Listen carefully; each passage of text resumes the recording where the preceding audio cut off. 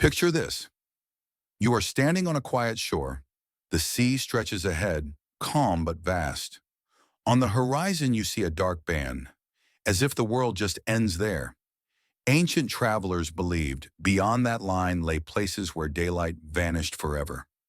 Seas where ships never returned. Hidden realms no normal person could reach. Today, I'll take you to 5 of the strangest ancient stories about the edge of the world. Stick around. By the end, the last one might change how you think about reality itself. Before maps or compasses existed, people tried to explain what they feared or could not know. They did it through tales from sailors, through legends whispered across generations, through early explorers returning with strange reports. What you hear here is not fantasy. These are stories real people once believed as truth.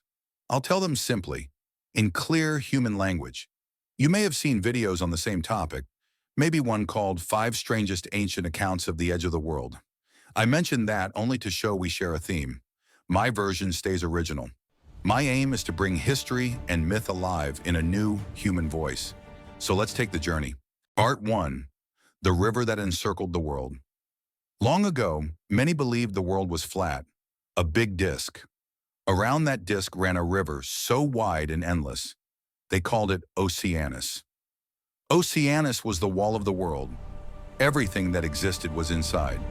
Beyond it, only darkness and mystery.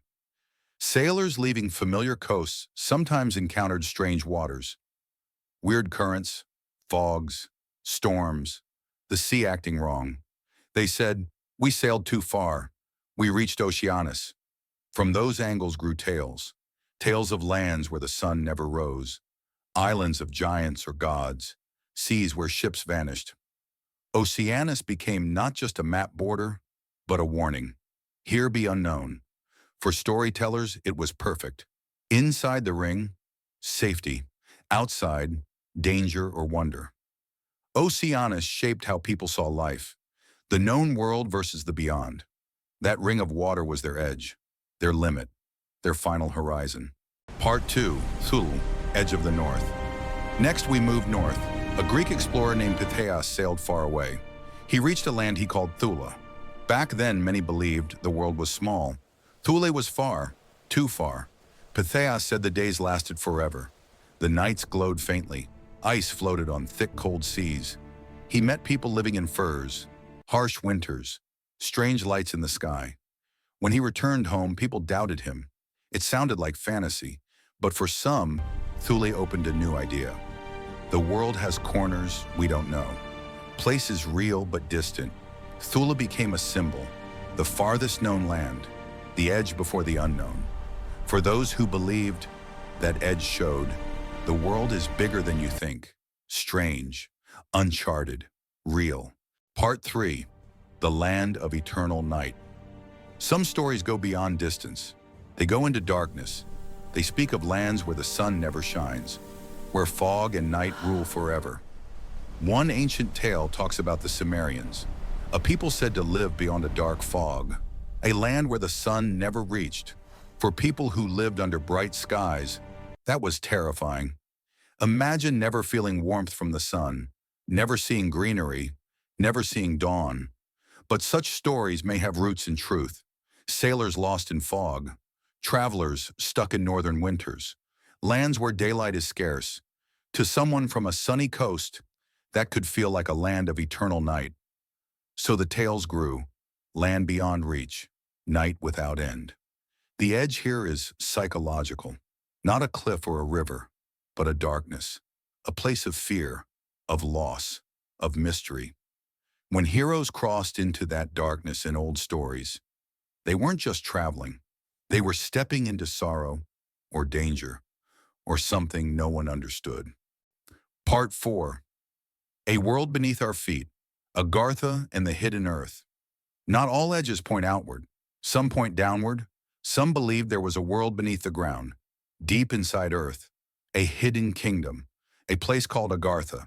According to legends, it was vast, cities, rivers, light unlike surface sun, rulers, roads, life.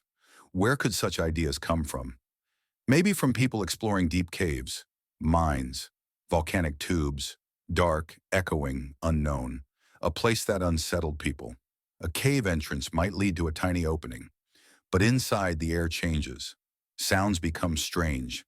Feelings shift. Daylight vanishes. Those who survived might tell stories. I felt like I entered another world, under us. And so Agartha and other underground myths took shape. The edge became vertical, beneath our feet. Not a boundary we cross outward, but a boundary we descend through. In some tales, Agartha was peaceful, advanced, secret. In others, dangerous, forbidden.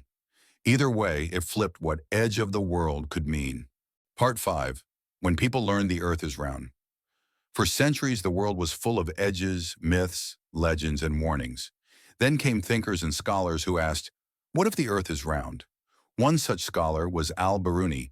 He climbed a mountain, measured the horizon, used math, estimated Earth's size. That changed everything. No longer a flat disk, no longer a ring of water closing the world. If Earth is round, there's no edge. Still, people held on. Not to a physical edge, but to a mental one. Blank spaces on maps, unknown regions, places not yet explored. Edges became boundaries of knowledge, not geography. Explorers set sail. People drew better maps. The world grew. But the human urge stayed. The edge shifted, not vanished. We moved from fear to curiosity, from legends to questions, from mystery to maps. Edges didn't disappear. They evolved. Why these stories feel connected? These tales come from different places, different times, different peoples, but they share a heart. The human need to explain the unknown. For some, edge was water. For others, ice. For some, underground darkness. For others, night without end. Edges help people explain fear, loss, dread, or hope. They gave shape to what they did not understand. They turned confusion into stories, danger into legends. Even now, we still look at the horizon. We still wonder what lies beyond. We still fill gaps with imagination. We still feel drawn by the unknown. Why ancient edges still matter, we have maps, satellites, technology. Yet we keep dreaming, exploring, wondering.